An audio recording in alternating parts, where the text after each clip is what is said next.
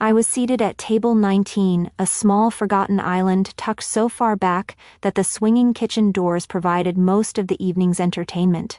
It was the designated table for miscellaneous cousins and my family's plus ones who they hoped wouldn't talk too much. It was, in short, my designated spot in the family universe. I watched the blur of pastel dresses and sharp tuxedos, feeling less like a guest and more like a ghost haunting the edges of my own sister's perfect day. The clinking of glasses and bursts of laughter from the head table felt like they were happening in another world. Then, a familiar figure drifted through the crowd towards me. It was my mother, Deborah, a woman who treated every social event like a military campaign for status. She arrived at my table not with a warm greeting, but with a critical eye that scanned me from head to toe. "Well, your dress is fine," she said, the pause hanging in the air. "I suppose we couldn't expect you to compete with Amanda, of course." I thought of the simple, elegant navy dress I'd chosen because I loved it, because it felt like me, and realized she saw it only as a failure to be my sister. "Try to smile, dear," she continued, her own smile a tight painted-on line. "People will think you're unhappy for her." She leaned in then, her voice dropping to a conspiratorial whisper that felt louder than a shout.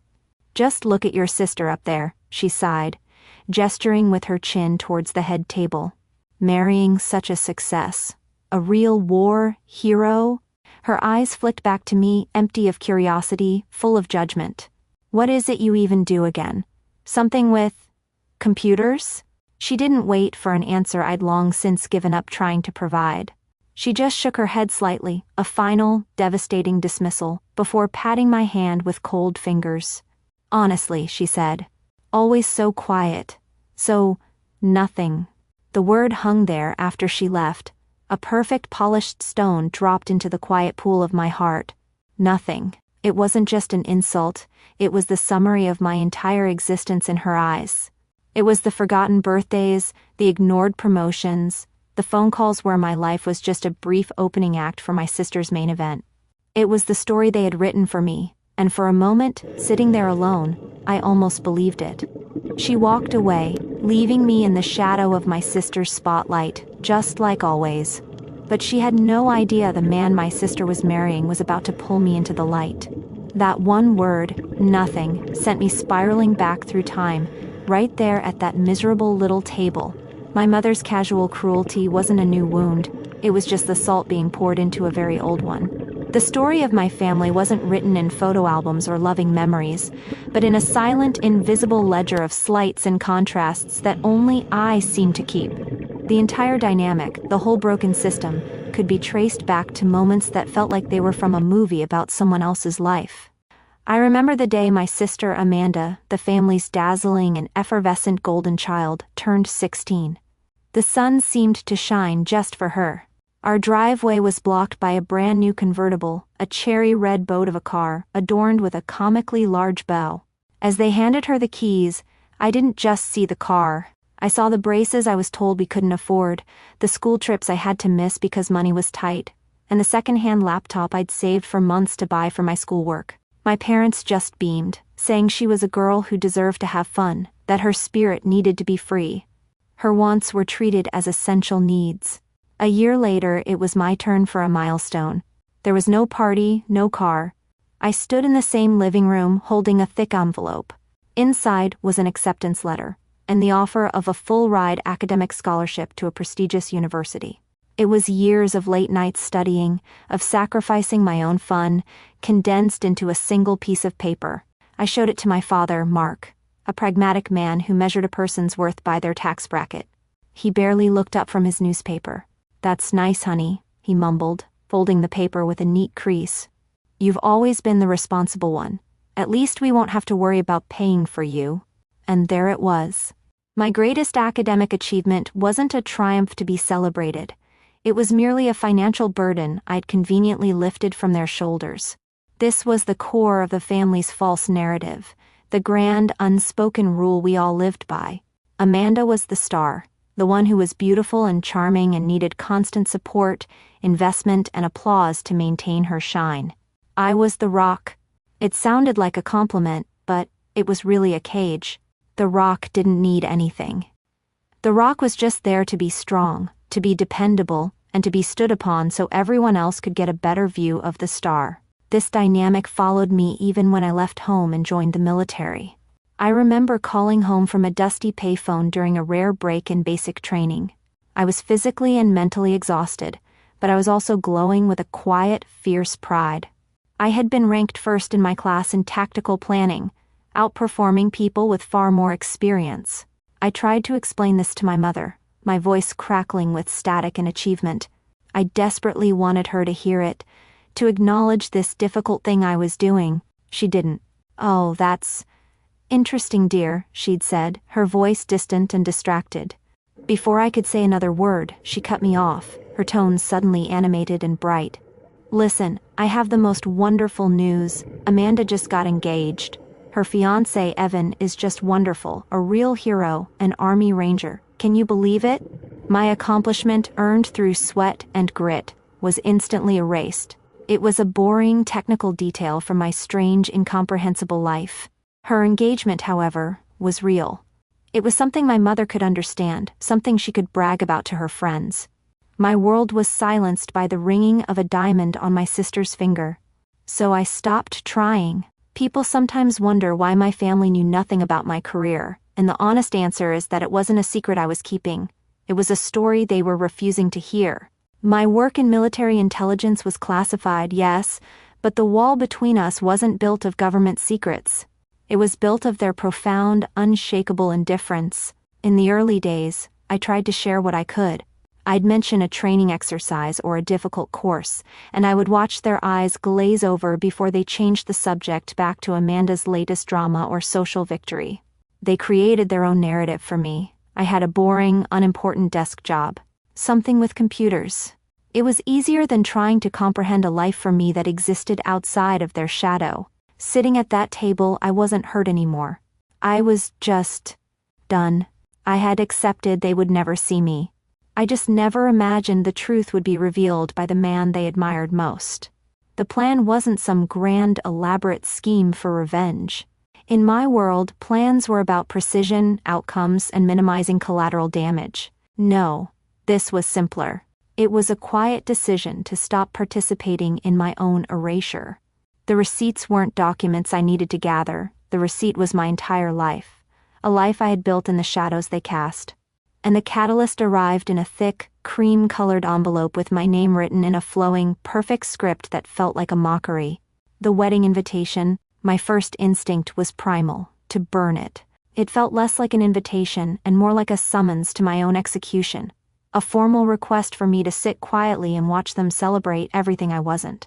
For a week, it sat on my counter, and I resolved to send my regrets. Why willingly walk into the crossfire of my mother's judgment and my sister's radiant self-absorption? The turning point came not in a moment of anger, but in a moment of profound, unexpected validation. I was on a secure video conference with my unit, debriefing a recent operation. On that screen, I wasn't the quiet one or the nothing daughter. I was Oracle, the commander whose voice meant safety and strategy. These people, my real team, trusted me with their lives. Their respect was a given, earned through competence, not through family ties. We were wrapping up when one of my analysts mentioned a cross-agency commendation for an Army Ranger unit. "They're putting Captain Evan Hayes up for another medal," he said casually. "The guy's a legend after that ambush in the Zargun Mountains." The air in my lungs turned to ice. The names on the screen blurred, and the voices of my team faded into a dull hum. I knew that name. I knew that ambush. The world narrowed to a single point in time from 2 years ago. Me in a cold, dark command center thousands of miles away, my voice the only lifeline for a platoon caught in a kill box. I remembered the calm I had to project, guiding them through canyons of fire, my eyes glued to thermal imaging while my heart hammered against my ribs. I had saved Captain Evan Hayes. I had saved his entire platoon. He had never seen my face, but he knew my voice intimately. And in that moment, a new kind of clarity washed over me, cold and clear and absolute. The universe had just handed me the truth, gift-wrapped. My plan wasn't to expose him or to cause a scene. My plan was to honor the woman I had become, the woman who earned respect in rooms my family couldn't even imagine. The invisible child was done being invisible. I RSVP'd yes. I wasn't going for them, or even for my sister. I was going for me. I had the truth on my side. All I had to do was walk into the room and wait. I returned to my seat at table 19, the quiet observer at the edge of the galaxy. The reception was in full swing, a symphony of orchestrated joy. Toasts were being made, glasses were clinking, and at the head table my family was reigning supreme. My mother Deborah was glowing, accepting compliments on behalf of my sister as if she had personally arranged the marriage through sheer force of will. My father, Mark, looked prouder than I'd ever seen him, basking in the reflected glory of his new son-in-law, and my sister, Amanda, was the perfect bride, laughing and sparkling. They were the stars, and this was their universe. I felt nothing but a profound, settled calm. I had done my part. Now, I just had to wait. My eyes scanned the room and found him. The groom, Captain Evan Hayes, a man my family lauded as a hero, was dutifully making his rounds. He was handsome, charismatic, and moved with a soldier's easy confidence, shaking hands and charming distant relatives. Then, for a split second, his eyes swept past my table and snagged. He paused mid-laugh, a tiny flicker of confusion on his face. He'd never seen me before, yet something in my posture, my stillness, must have resonated. He excused himself from the conversation and began walking, not towards the head table, but directly towards me. Each step he took felt like a drumbeat, counting down to a moment I knew was inevitable. The low hum of the party continued around us, but my world had gone silent. He stopped a few feet from my table, his expression unreadable. He was looking for something he couldn't place. "Excuse me," he started, his voice polite. "Do I know you?" I didn't answer with words. I just held his gaze, and in the quiet space of that moment, I let him see me. I saw the gears turning in his mind, the flicker of a memory trying to connect a face to a voice he only knew from the chaos of battle. His eyes widened slightly. "Ma'am?" He asked, the single word a question, a plea for confirmation. It was barely a whisper, but it felt like a thunderclap. I gave him a single, almost imperceptible nod. That was all it took. The confusion on his face dissolved, replaced by a wave of awe and raw, unvarnished emotion. "It's you," he breathed, his voice cracking. "Your voice, I'd know it anywhere. Your Commander Oracle." Before another word could be spoken, before I could even process the look on his face, he moved. The sound of his dress shoes scraping against the polished floor seemed to echo as every head in the vicinity turned. He knelt. Right there, in the middle of his own wedding reception, the decorated war hero dropped to one knee before the nothing sister at the forgotten table. The music faltered and died. A wave of silence radiated out from our table as hundreds of conversations sputtered to a halt. In that ringing quiet, his voice, thick with a debt I never asked him to repay, filled the entire hall. "Commander," he said, his eyes locked on mine. "You saved my entire platoon. We wouldn't be here without you." A collective gasp swept the room. I risked a glance at the head table. My sister's perfect smile was frozen, her mouth slightly agape. My father's hand, holding a champagne flute, had stopped halfway to his lips. My mother's face was a mask of pure, unadulterated shock, a horror movie of her perfect social evening imploding before her eyes. Their entire narrative, the carefully constructed story of the star and the rock, had just been detonated. But the universe wasn't done. Just as whispers began to erupt, another figure rose from a nearby table. He was an older, distinguished man, his formal suit decorated with a rack of medals that spoke of a long and storied career. I recognized him instantly from my briefings. It was General Peterson, a 4-star general who was once Evan's highest commanding officer. He walked toward us with an authority that commanded the room back into silence. He stopped beside Evan, placing a hand on his shoulder before addressing the stunned audience. "Captain Hayes is right," the general announced, his voice booming with quiet power. He then turned his gaze to me, and the respect in his eyes was the one thing my family had never given me. He gave a sharp, definitive nod.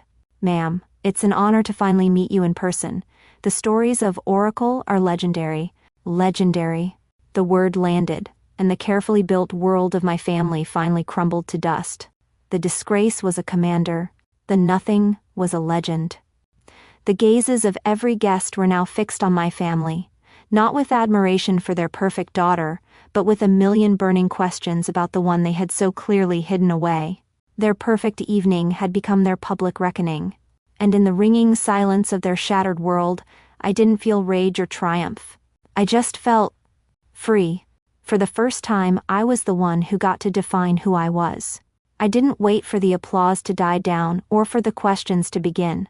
My role in that drama was over. I gave a small, respectful nod to General Peterson, a gesture between professionals who understood things my family never could.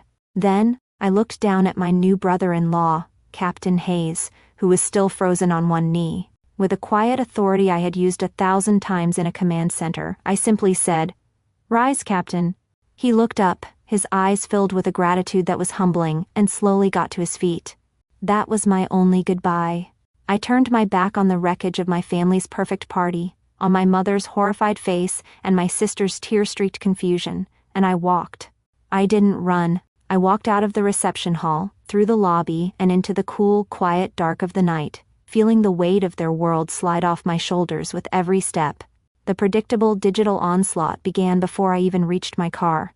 My phone, which had been silent for most of the evening, lit up like a fire alarm. First came the texts, a rapid-fire volley of panic and fury. My sister, Amanda, sent a string of incoherent messages that boiled down to one central accusation: "You ruined my wedding. You made it all about you." It was a perfect, crystalline example of her worldview. My father, Mark, was next, his texts blunt and demanding. "You need to call me immediately. You have a lot of explaining to do." There was no curiosity, no pride, only a demand for control, an order to account for my actions. Then came my mother. Her messages were a masterclass in narcissistic injury. "How could you embarrass us like this, in front of all our friends? Why would you hide such a thing from your own family?"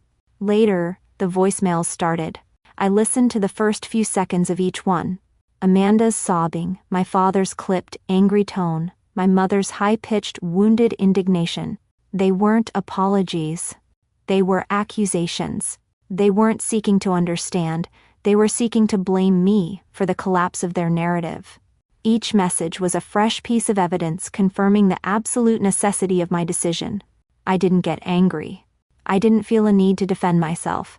I felt a profound and weary sense of certainty. I calmly pressed delete on each message, then opened my contacts and, one by one, I blocked their numbers. The silence that followed was the sweetest sound I had ever heard. 1 year later, the world I live in now is unrecognizable from the one I left behind. This morning I stood in a secure, sound-proofed briefing room, what we call the vault. The air was cool and smelled faintly of ozone and coffee. I was presenting a strategic analysis to a panel of officials, including General Peterson himself. As I spoke, there was an attentive, respectful silence. People took notes. They leaned in. When I finished, the questions they asked were sharp, insightful, and built upon my own expertise. In this room, I was not invisible. I was not nothing. My voice had weight, my mind was a valued asset, and my presence was required. This was the reality my family had refused to see, and it was more fulfilling than their approval ever could have been. My life outside of work is just as transformed. I live in a minimalist apartment downtown, a clean, quiet space that is entirely my own. There are no ghosts here, no psychic weight of other people's expectations. My windows look out over the city lights, a sprawling map of possibilities. I've taken up hobbies I never had time for. I have a small collection of thriving plants on my windowsill, and I'm slowly learning to play the guitar, the one I bought for myself. Sometimes I just sit in the quiet with a cup of tea and feel the profound peace of being truly, completely at home in my own life. It's a quiet existence, but it's a powerful one. It's a life built on my own terms, defined by my own values. I hear things sometimes, through a cousin I still talk to. My parents, in a desperate attempt to reclaim some status, now try to brag about their secret agent daughter. But their stories are vague and inconsistent, and most people just smile politely, sensing the desperation. I heard my sister's marriage is strained. It's hard to maintain the perfect couple image when your husband openly regards your nothing sister as a living legend. Their drama is a distant radio signal, faint and garbled, and I no longer have a receiver that can pick it up. Their numbers are still blocked. The silence remains. I learned that day that you can't force people to see your worth. You just have to be worth seeing, and let the right people find you. If you've ever had to become your own hero because no one else would step up, drop a "I see you" in the comments. Your story matters.